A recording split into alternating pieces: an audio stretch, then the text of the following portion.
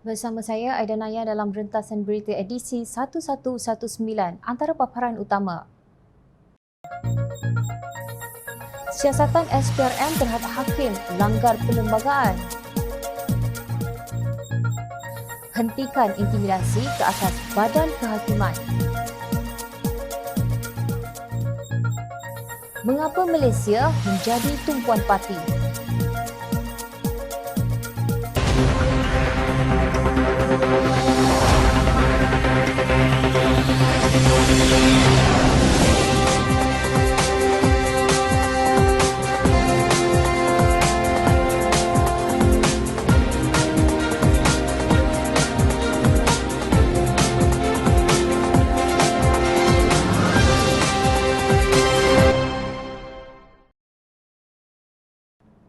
Assalamualaikum dan salam sejahtera.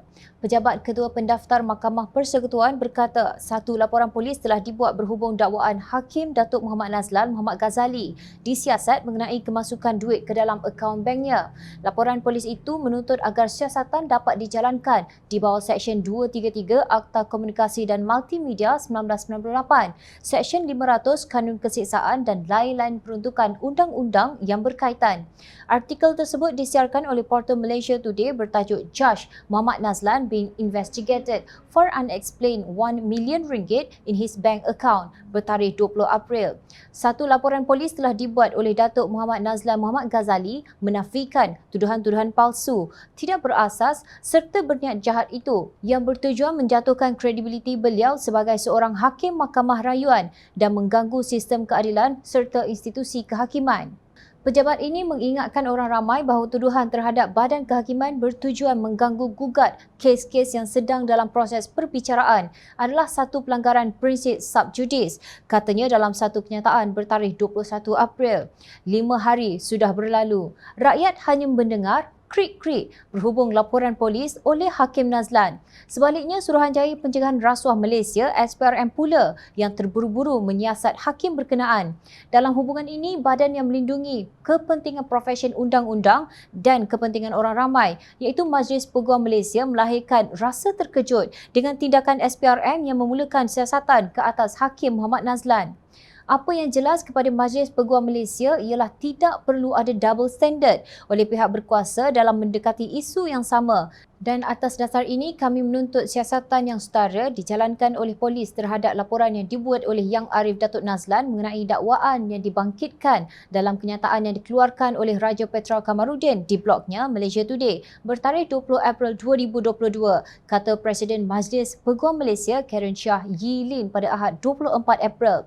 Menurut beliau, Badan Kehakiman merupakan institusi yang mempunyai nilai tertinggi untuk kestabilan politik dan ekonomi di sesebuah negara. Adalah menjadi syarat yang amat diperlukan demi kewujudan kedaulatan undang-undang bahawa badan kehakiman bebas dan tidak berat sebelah dan mesti sentiasa dianggap begitu. Badan kehakiman sebagai sebuah institusi dan hakim secara individu diberikan jaminan perlembagaan tertentu untuk melindungi mereka daripada pengaruh dan tekanan politik dan lain-lain untuk menjamin kebebasan dan kesaksamaan mereka, ujar kenyataan itu. Menurut Majlis Peguam, terdapat sebab yang munasabah untuk keperluan tersebut. Sejak peristiwa 1988 di Malaysia, kebebasan dan kesaksamaan badan kehakiman telah menjadi punca kebimbangan. Syukurlah, Ketua Hakim Negara kita sekarang telah memulihkan keyakinan terhadap badan kehakiman dan seterusnya merombak sistem untuk menjadikannya bukan sahaja cekap tetapi boleh dipercayai dan berintegriti, mengekalkan susunan di mana kedaulatan undang-undang memainkan peranan yang sangat penting dalam negara demokrasi kita. Majlis Peguam Malaysia menyokong penuh usaha Ketua Hakim Negara dalam mengekalkan kebebasan badan kehakiman, katanya.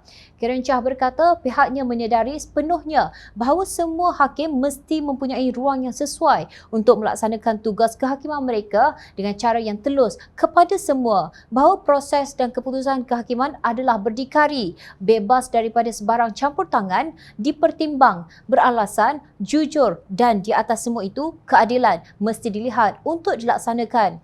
Menurut beliau, atas dasar inilah Majlis Peguam Malaysia tidak dapat menyokong persepsi negatif dan terburu-buru yang didesak oleh pihak yang tidak bertanggungjawab dan menggesa agar tanggapan salah tersebut ditangani segera. Jika tidak, satu lagi krisis keyakinan akan muncul semula dalam kebebasan dan kesaksamaan badan kehakiman dan pentadbiran keadilan di negara ini. Majlis Peguam Malaysia selanjutnya menyatakan bahawa siasatan SPRM melanggar doktrin pengasingan kuasa dan juga menjejaskan kebebasan badan kehakiman dan tidak berperlembagaan, tegasnya. Menurut badan yang mendukung kedaulatan undang-undang dan keadilan itu, terdapat mekanisme untuk menangani isu berkenaan.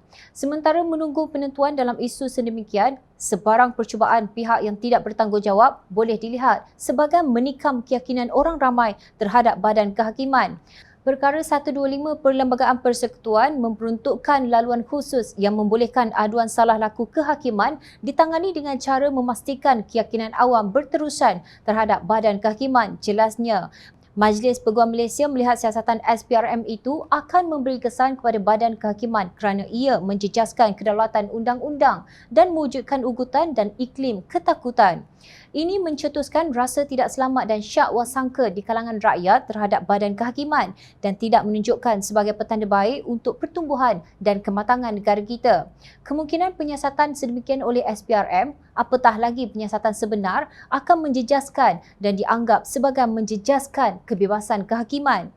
Orang ramai mungkin menaruh persepsi bahawa hakim membuat keputusan dengan kepastian bahawa mereka tidak dijadikan subjek penyiasatan oleh pihak penguatkuasa yang secara umum dianggap berada di bawah kawalan kerajaan. Persepsi salah juga boleh timbul, kata Majlis Peguam, apabila hakim dilihat terpaksa mengambil langkah-langkah bagi memastikan mereka tidak menyinggung pihak kerajaan. Ini akan merugikan kepercayaan yang kita ada dalam kedaulatan undang-undang dan negara demokrasi kita, bidas Majlis Peguam. Tegasnya, tanpa keyakinan yang sepatutnya ditanam di dalam badan kehakiman sebagai sebuah institusi, sistem pentadbiran keadilan tidak mampu mendapat penghormatan dan penerimaan yang penting demi melaksanakan operasinya dengan berkesan. Majlis Peguam Malaysia berkata pihaknya sedar sepenuhnya bahawa badan kehakiman tidak berada dalam apa jua kedudukan untuk mengambil langkah melindungi dirinya dengan terlibat dalam perbicaraan oleh media atau sebarang bentuk kontroversi awam. Oleh itu, katanya, terdapat keperluan bagi Majlis Peguam Malaysia untuk melindungi maruah dan integriti mahkamah dan badan kehakiman secara keseluruhan, memandangkan sifat jawatan itu sentiasa tidak berdaya terhadap kritikan atau dakwaan liar yang dibuat oleh pihak yang tidak bertanggungjawab.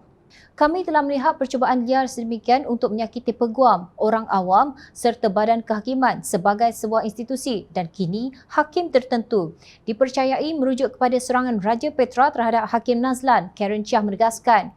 Majlis Peguam Malaysia menolak dengan keras sebarang penyiasatan oleh SPRM yang mungkin menetapkan syarat-syarat dahuluan yang bobrok dan tidak syak lagi menimbulkan kesan buruk dalam proses masa hadapan yang dijalankan oleh pihak berkuasa dalam keadaan yang sama terhadap badan kehakiman atau hakim individu, memandangkan keadaan ini muncul lebih kerap pada masa kini apabila seseorang berselindung di sebalik keselesaan alam cyber. Cubaan berterusan untuk menghakis kredibiliti institusi yang dihormati harus dibendung segera. Kami menyeru pendekatan berhati-hati oleh pihak berkuasa supaya mereka tidak tergoda dengan kebisingan tidak bertanggungjawab yang dilakukan oleh hulu balang papan kekunci. Bantras pendekatan mudah ini demi kebaikan negara kita. Pada 28 Julai 2020, Muhammad Nazlan yang ketika itu Hakim Mahkamah Tinggi menjatuhkan hukuman penjara 12 tahun dan denda RM210 juta ke atas bekas Perdana Menteri Datuk Seri Najib Razak selepas mendapatinya bersalah menyeleweng dana SRC berjumlah RM42 juta. Kes tersebut kini di peringkat rayuan di Mahkamah Persekutuan setelah Mahkamah Rayuan mengekalkan sabitan dan hukuman oleh Mahkamah Tinggi dan menolak rayuan beliau pada 8 Disember lalu. Adakah kita akan membiarkan sahaja pelanggaran prinsip subjudis dan perlembagaan negara serta badan kehakiman terus diugut sebagai bahan tebusan golongan yang tidak bertanggungjawab? Seorang ahli jawatankuasa mengenai rasuah JKMR Suruhanjaya Pencegahan Rasuah Malaysia SPRM yang dilantik oleh Yang di-Pertuan Agong bagi memantau SPRM Hassan Abdul Karim menegur badan itu kerana melakukan siasatan terhadap Hakim Mahkamah Rayuan Datuk Muhammad Nazlan Muhammad Ghazali. Beliau menyatakan kekesalannya terhadap campur tangan SPRM yang dilihatnya mengganggu kebebasan badan kehakiman. SPRM sebagai agensi pencegahan rasuah bertanggungjawab untuk sama-sama mempertahankan kebebasan Badan Kehakiman Malaysia. Hakim-hakim mahkamah di Malaysia mesti dilindungi dari tindakan sewenang-wenang pihak eksekutif bagi membolehkan mereka menjalankan fungsi kehakiman tanpa rasa takut dan pilih kasih, katanya dalam satu kenyataan. Hassan bersetuju dengan pandangan Majlis Peguam Malaysia bahawa apa yang dilakukan oleh SPRM sekarang terhadap Hakim Muhammad Azlan adalah satu pelanggaran prinsip pemisahan kuasa antara badan eksekutif dan juga badan kehakiman yang juga merupakan satu serangan sebuah agensi eksekutif ke atas badan kehakiman. Hassan menjelaskan bahawa di bawah undang-undang dan perlembagaan persekutuan, hakim-hakim yang sedang berkhidmat boleh dilucutkan jawatannya jika berlaku salah laku, termasuk kesalahan bersifat jenayah seperti rasuah. Tetapi ada kaedahnya yang khusus di mana tindakan sedemikian boleh dilakukan, iaitu melalui sebuah tribunal bebas yang dibentuk oleh kerajaan atas perkenan Yang di-Pertuan Agong. Kes tribunal bebas yang berkaitan pemecatan Tun Saleh Abbas, Ketua Hakim Negara, adalah salah satu contoh. Jelasnya, SPRM perlu menjedari bahawa Hakim Muhammad Nazlan Muhammad Ghazali dilantik sebagai Hakim Mahkamah Rayuan Malaysia atas lantikan Yang di-Pertuan Agong dengan nasihat Perdana Menteri. SPRM tidak boleh perlakukan sesuka hati ke atas seorang hakim mahkamah hanya berdasarkan wujudnya satu laporan rasmi polis dilakukan ke atas hakim tersebut. Peruntukan Perlembagaan Persekutuan jelas meletakkan kaedah bagaimana seorang hakim boleh dibicarakan dan dilucutkan jawatannya, ujarnya. Hassan juga senada dengan pandangan Majlis Peguam Malaysia bahawa sekiranya tindakan SPRM sekarang menyiasat hakim dengan sesuka hati berterusan, maka akan menimbulkan ketakutan dan kebimbangan hakim-hakim untuk melaksanakan peranan dan tugas mereka di mahkamah. Beliau membangkitkan sama ada wujud kaitannya percubaan mencemar nama hakim ini dengan hukuman terhadap bekas Perdana Menteri Datuk Seri Najib Razak. Perlu difahami sekarang telah wujud persepsi bahawa tindakan ke atas Hakim Muhammad Nazlan ini ada kaitannya dengan keputusan hakim tersebut ke atas kes pertuduhan terhadap mantan Perdana Menteri Najib Razak dalam kes SRC International di mana Hakim Nazlan telah menjatuhkan hukuman penjara selama 12 tahun dan denda lebih 210 juta ringgit terhadap Najib Razak. SPRM sewajarnya tidak terlibat dengan usaha balas dendam pihak-pihak tertentu terhadap Hakim Muhammad Nazlan Muhammad Ghazali.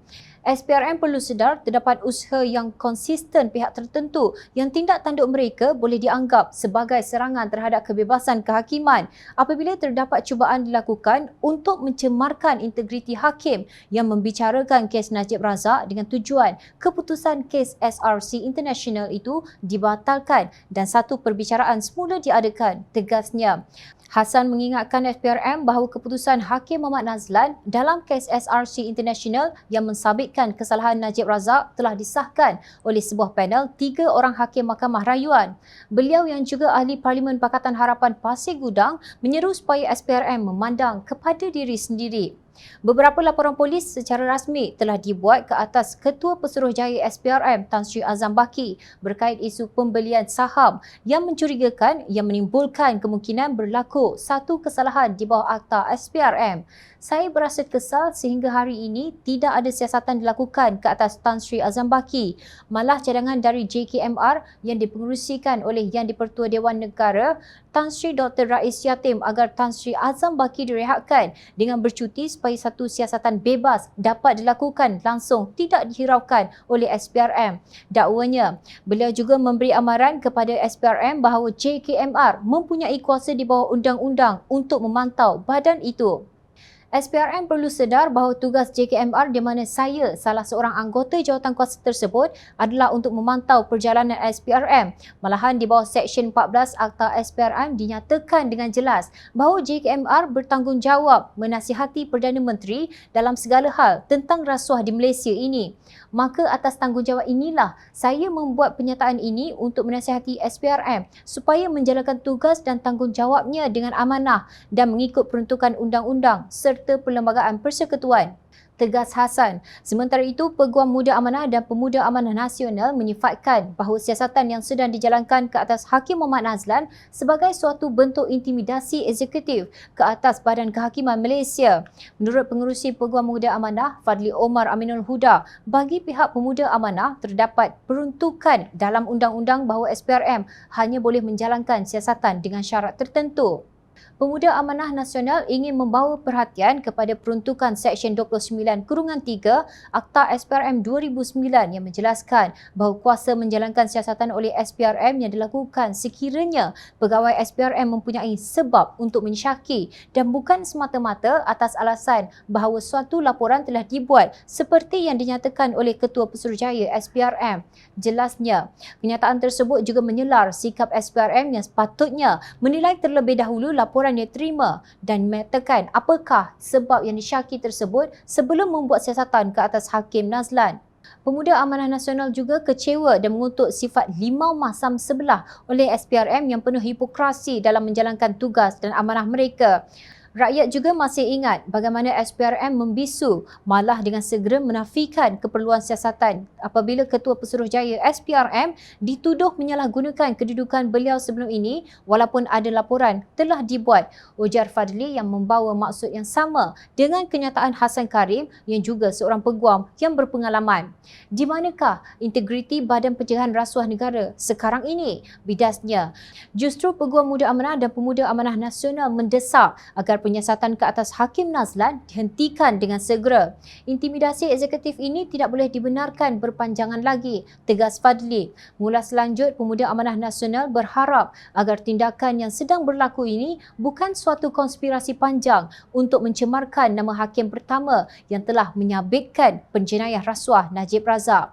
Dalam apa keadaan sekalipun, Pemuda Amanah Nasional menegaskan Najib dan pengikutnya perlu sedar bahawa beliau disabitkan bersalah bukan sahaja oleh Hakim Nazlan, malahan dikekalkan keputusannya oleh 3 Hakim Mahkamah Rayuan iaitu Datuk Abdul Karim Abdul Jalil bersama Datuk Hazanah Mihad dan Datuk Wazir Alamaidin Mira. Sehinggakan Najib digelar sendiri oleh panel Mahkamah Rayuan sebagai National Embarrassment. Adakah ketiga-tiga Hakim Mahkamah Rayuan ini juga akan dipalitkan dengan kontroversi mengarut sebegini? Tempelaknya, tidak malukah apabila ahli jawatan kuasa mengenai rasuah SPRM dan Peguam Muda menegur SPRM kerana bertindak melulu tanpa berpandukan kepada peruntukan dalam undang-undang negara? Malaysia dibimbangi menjadi tempat lambakan pelarian apabila data terbaru menunjukkan terdapat 182,000 pelarian dan pemohon suaka dari 50 negara. Bilangan tertinggi adalah etnik Rohingya dari Myanmar. Sehingga Mac lalu, pelarian dari Myanmar mencatatkan jumlah tertinggi yang berdaftar dengan Suruhanjaya Tinggi Pertubuhan Bangsa-Bangsa Bersatu dari pelarian UNHCR Malaysia iaitu 156,110 orang, lapor Berita Harian.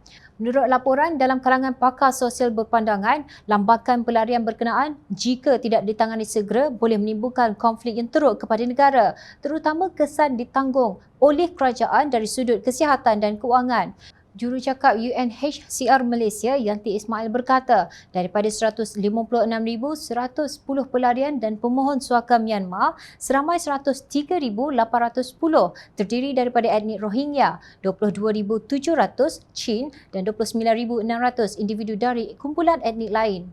Pelarian dan pemohon suaka yang berdaftar dengan UNHCR Malaysia adalah meliputi 50 negara yang melarikan diri dari peperangan dan penindasan di negara asal mereka.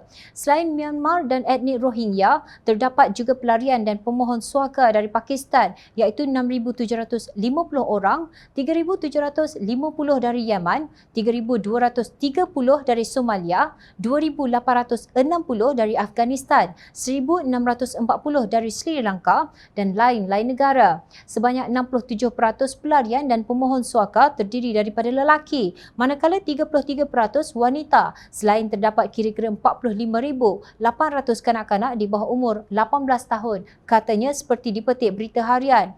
Pada 20 April, kira-kira 700 pendatang tanpa izin parti didakwa merusuh dan melarikan diri dari Depot Sementara Immigration Rilau, Bandar Baharu, Kedah. Menurut laporan media, 528 daripada mereka merupakan tahanan Rohingya. Pengerusi Kumpulan Penasihat Malaysia mengenai Myanmar, MAGM, Tan Sri Syed Hamid Alba berkata, tahanan Rohingya bukan penjenayah tetapi pelarian. Mereka melarikan diri dari pembunuhan beramai-ramai di Myanmar. Mereka melarikan diri ke Malaysia dengan bot riot untuk memulakan kehidupan yang baharu dan sebaliknya mereka ditempatkan di kem tahanan di mana ketidakpastian yang lebih besar dan kekurangan kebebasan bergerak sepenuhnya memaksakan mereka untuk melarikan diri, katanya dalam satu kenyataan. Menurut MAGM, keadaan pusat tahanan untuk pelarian Rohingya yang buruk memaksa mereka untuk melarikan diri sekali lagi. Bukan sahaja keadaan yang menyedihkan, ia tidak berperi kemanusiaan, ujar beliau. Ketika melarikan diri, 6 maut selepas terbabit dalam kemalangan di kilometer 168 Lebuh Raya Utara Selatan Pelas, Menghala Selatan, berhampiran Jawi. Pakar sosial Profesor Datuk Dr. Muhammad Syahtar Sabran dipetik sebagai berkata, sementara pujian harus diberikan kepada negara kerana meletakkan komitmen yang tinggi dalam usaha membantu pelarian Rohingya, namun negara juga berdepan pelbagai kekangan. Seperti diketahui, pelarian Rohingya turut memberi kesan kepada masalah sosial berikutan perbezaan budaya, norma kehidupan dan tingkah laku mereka begitu jauh ketaranya dengan masyarakat kita. Akibatnya, ia menimbulkan ketegangan kerana sikap pelarian Rohingya itu sendiri hingga mendatangkan ketidakselesaan dalam kalangan masyarakat tempatan. Bagi saya, pelarian Rohingya ini sepatutnya perlu menjalankan proses asimilasi, menghormati budaya di negara mereka datang, tidak bersikap seperti di negara sendiri supaya mereka tidak menimbulkan ketegangan, katanya seperti dipetik. Berita Harian juga memetik kenyataan pengerusi Yayasan Keprihatinan Komuniti Malaysia MCCF Datuk Seri Halim Ishak yang berkata kehadiran pelarian Rohingya dianggap mencabar kedaulatan negara kerana masuk secara haram. Menurut beliau, pada setiap tahun etnik Rohingya sentiasa menimbulkan onar dan duri kepada masyarakat tempatan dengan pelbagai masalah. Kemasukan mereka secara haram juga memberi kesan kepada negara untuk menanggung mereka yang berada di pusat tahanan, walhal negara kita juga sedang berdepan dengan keadaan ekonomi tidak menentu. Justru Malaysia perlu bertegas kerana etnik Rohingya ini bukanlah pelarian perang yang perlu dikasihani, tetapi mereka adalah pelarian ekonomi yang apabila datang ke negara kita secara haram. Umpamanya mereka menguasai ekonomi setempat, bertindak seperti berada di negara sendiri dengan isu peradaban yang jauh berbeza dengan negara kita, ujarnya. Menurut beliau, MCCF yang berpengalaman dalam menjalankan penyelidikan isu lambakan warga asing melalui program khidmat warga perantau sejak 2015 berharap agar kerajaan lebih menumpukan kepada mencari jalan untuk mengusir mereka ke negara-negara ketiga. Cukuplah Malaysia yang terkenal dengan sifat mulia dan nilai keprihatinan yang tinggi kepada semua warga asing hingga mendatangkan natijah kepada rakyat tempatan sendiri, tegasnya. Nampaknya terdapat pandangan yang berbeza di kalangan pakar sosial dan pejuang hak asasi manusia. Namun dalam keadaan negara ini yang telah syarat dengan parti dan pekerja asing serta rakyat tempatan yang kehilangan pekerjaan akibat serangan COVID-19 kerana larinya pelabur asing ke negara lain, Malaysia tidak mampu berhadapan dengan pelarian lagi. Tidak kira mereka pelarian sebenar atau pelarian ekonomi, Malaysia harus ada mekanisme yang jelas untuk membezakan antara parti dan pelarian. Malangnya Malaysia sudah dicatat sebagai lubuk untuk pemerdagangan manusia. Pada 2 Julai tahun lepas, Malaysia telah diturunkan ke tahap 3 dalam laporan tahunan pemerdagangan manusia Jabatan Negara Amerika Syarikat. Negara ini didakwa tidak memenuhi sepenuhnya piawaian minimum untuk penghapusan pemerdagangan dan tidak melakukan usaha yang ketara untuk berbuat demikian. Seolah-olah ada perkaitannya antara pemerdagangan manusia dan pelarian ekonomi. Apapun, kita tidak boleh terus-menerus menerima pelarian ini beramai-ramai sehingga menjejaskan demografi negara selain masalah keseimbangan sosio-budaya yang rumit di masa akan datang. Rakyat menuntut isu ini tidak berpanjangan. Ingat, rakyat sentiasa memerhati. Teruskan bersama kami di Jom Channel dan layari portal jomchannel.net untuk mendapatkan berita politik tanah air. Saya Aida Nayan, terima kasih. Assalamualaikum dan salam sejahtera.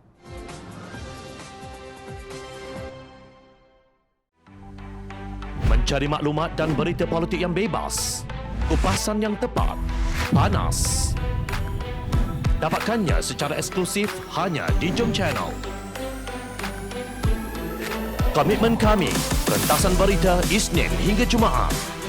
Berbicara dan isu semasa, kami garapkan secara langsung. Panel-panel berkaliber dan profesional. Interaktif, pandangan anda kami raikan. Jangan lupa bersama kami di setiap hujung minggu dalam edisi khas mingguan. Jom Channel, moving forward, sharing a new experience.